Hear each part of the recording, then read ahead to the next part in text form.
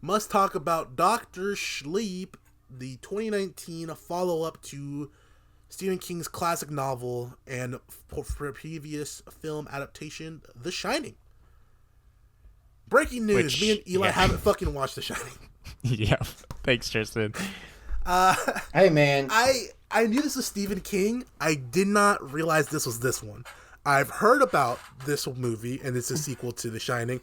I didn't realize that was what we were watching this week. I didn't realize you guys hadn't seen The Shining. You know how you could have figured that out? Asking us? Yeah, that's a fact. But we only talk, a lot. Hey, man. Have a group chat. Yeah. Do a podcast. Yeah. Play video games. Look. Sometimes do stuff in real life. When you told me, we haven't watched the movie that we need to have watched, I wasn't as far into the movie. And then I watched the movie and I was like, you don't necessarily need to have seen the original. Bro. I would agree. That first part, yes. That last part was nostalgia bait. Yes. Well, yes, I 100% agree. You don't need to have seen it. Yes, but it enhances, we're going to get into it. I believe exactly what I said is that if we need to watch another piece of content to enhance it, is I believe exactly what I fucking said. And that's exactly what it is. That's fair. Yeah, my brother in Christ, if you are going to put a 2.5 hour movie on the list, please make sure I don't have to have watched another 2 hour movie to understand full context. Okay? That's what it is. It's not that you can't enjoy this without it. To have full context is a totally different beast, right? I had to actively look things up just to make sure in this movie. Really? Yes.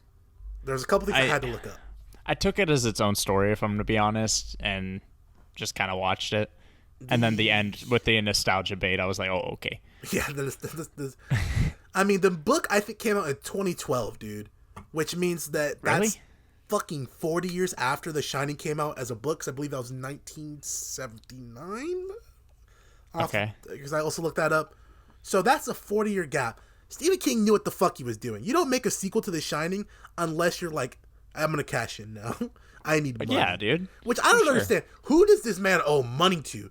This dude has I know. A plethora of successful films and books and TV series. What more do you want, man? Stop. Yeah. Save some for us. So my Stephen King film adaptations go Gerald's Game, It 1 and 2, and I think that's all I've seen from him. That's fair. Mine's just It 1. You didn't watch It 2? Not yet. I watched the original It, and I've seen The Shining. It 2, Gerald's Game is genuinely one of my favorite pieces of psychological horror. It does a really good job, even though it's pretty slow and it's only a character piece, but I like the horror elements of it. It makes you guess what's reality and what's not, which is really, really cool. This does a lot of those elements, and the theme. So this is a movie similar to Fight Club for me. Yeah. The themes are executed very well, right? It's about Dan overcoming his past traumas, stopping the alcohol abuse and moving on past that. And then not only is he moving past it himself, he's aiding a new member of it with the little girl who was about to go through some of the similar things that he went through when he figured out what The Shining was. I have to apologize and back it up real quick. I didn't realize Shawshank and Green Mile were both Stephen King as well, so those are added to my... I haven't seen Green Mile or Shawshank, so... Neither have I. Both fantastic. I've heard Shawshank's amazing, and I've seen the clips of Green Mile with Michael Clark Duncan going, when he's crying and shit. Yeah. Shout out Michael Clark Duncan, throw one up for the big man. That's a fact. Continue. Sorry, I didn't mean to hop in there. Nah, you're all good, man. Just, clarification, man. The themes in this are executed excellently. I did not care for the antagonist of this story. The supernatural group that was hunting after the kids were not good to me. See, I think most of mine was because the main girl was not satisfying enough as far as the villain of the story. Okay. Let me finish my sentence. Fuck off. I felt like the group as a whole wasn't bad until they all died in one scene.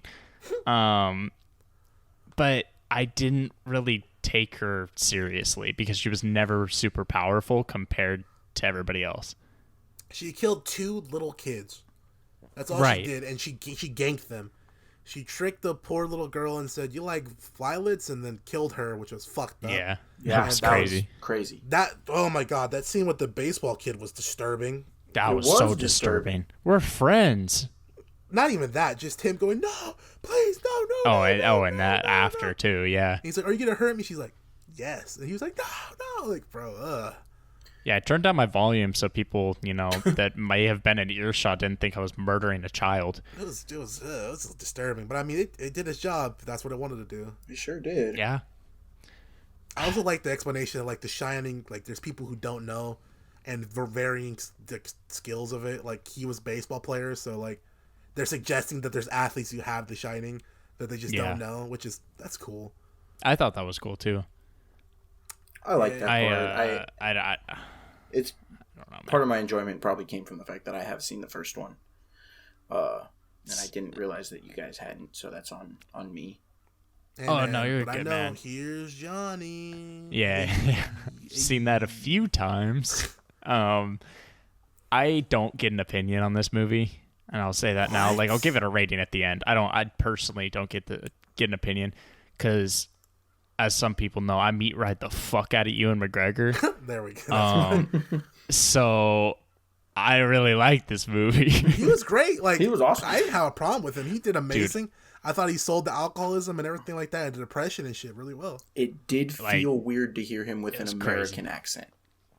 Nah. I didn't think so. I mean, because he was in what was he in with an American accent recently? Birds of Prey. Yeah, he was in that recently with American accent. I thought, and it wasn't bad.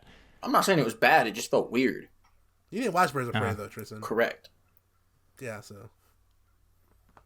Bro, I don't know, man. I love Ewan McGregor as an actor. Get your Ewan McGregor meat most right of my notes are Ewan related. Let me hear some, man. Get your meat right off. Yo, Eli. Better title, Ewan McGregor, the Ghost Slayer. True. Instead of Abraham Lincoln, the Vampire Slayer. Great movie. Ewan McGregor was definitely just the third Winchester brother that never had parents. He was Jack Winchester the whole time. Obi-Wan uses Jedi mind tricks to tell people to sleep. All I want is Ewan singing to me while I die. That was it. You telling me you didn't make a note about having the high ground? No, I did not. Oh my I did say it. I did say in that shootout, bro. I said, "Oh, Ewan told Billy to stay back." Oh yeah, Billy killed himself. Dude, that one made coming. me sad. I saw his death coming, but that was sad still. Dude, Billy too. How much of Fear of the Walking Dead did you watch? Not one episode. Okay, he was in Fear of the Walking Dead. That's my guy Travis. Also, we're never gonna watch that. He dies in that too. Spoiler alert. What? They hate him, bro. They hate him. That was crazy though, because he plays like he's got like short hair in that, and he like no tattoos. He's just like this Indian dude.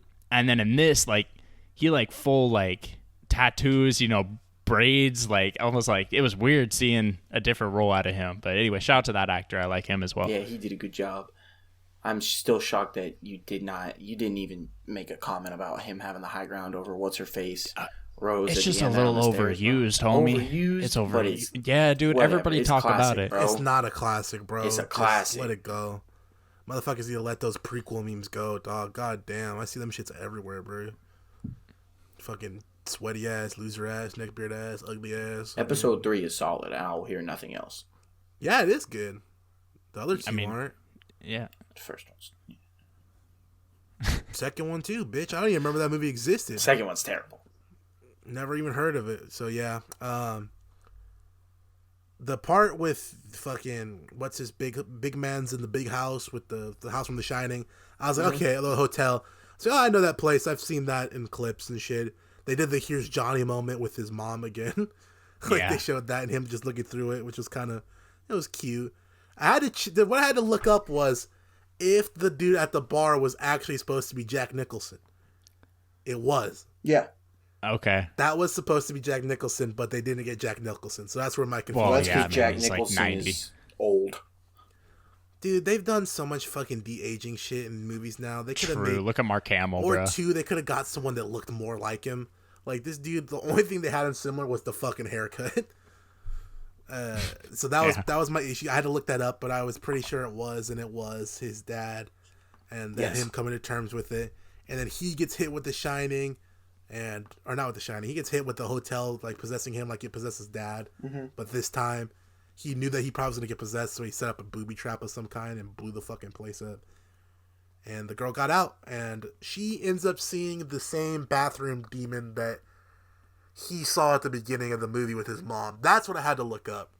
I did not understand what the significance of that was. Oh, I don't either, so maybe you could explain it to me. It's from the original movie. So that room 237, was where that like demon thing lived. And in the original movie, he went into that room, and it was this beautiful woman that he was like about to do the thing with, and then she turned into this what the fuck raggedy sack of skin. Thing. What's up with Stephen King and children and sexual activity? No, not the kid, not Danny the kid, his dad. Oh, before he went crazy, because then it turned into this that. raggedy sack of skin. That was that thing. In the original film, it was much grosser, and disturbing. I was to say this wasn't. I was expecting like a scarier movie, to be honest. And I watched it. I was like, oh, this isn't scary like at all. It was but a paranormal then again, thriller. I don't know anything about. I mean, I've seen clips and stuff, but I don't know anything about the horror level of The Shining. So It's pretty creepy. Low. I think a lot of it is due to Jack Nicholson's performance in that movie. Because Jack Nicholson is fantastic in The Shining. They play with a little bit of horror at the beginning of this movie with jump scares in the bathroom and a couple other things like lighting and atmosphere. But they kind of abandoned it past that. The only other horror element they really did was the wall, the blackboard. Mm-hmm. Yeah. That was pretty good. But as far as classic horror goes, it was more of a paranormal thriller. I came away with the same thing you said, Eli, because I watch a lot of horror, and I was like, that wasn't horror. That was more like a paranormal, just investigation / thriller movie. Right. But it was still a decent ride. Like I said, I just wish that the villains were more interesting. That's fair, I guess. I mean, the main one, Rose, was the most interesting to me. Just because when I first saw her, I was like, oh, this is a cult. And while it still was kind of a cult, in a sense, it wasn't an actual cult. It was just, these demonic sort of people. But her leading that's a cult. Well, Yes, that's the least. You just described Satan. Definition of a cult. Yes, but it was, her leading these people kept me slightly invested in what she was doing and seeing how she was going to handle things. But she never really showed a whole lot of power, which you mentioned earlier, and you're definitely right about that. She just never made me feel like, I forgot the little girl's name, but she never... Yes. Abra, thank you, yes. She never made me feel like Abra was in actual danger in any sort of way. My second favorite psychic-type Pokemon. Behind Kadabra. No. I'm just kidding. Gardevoir. Big Ralts guy. You're sick fuck. Chill out, bitch.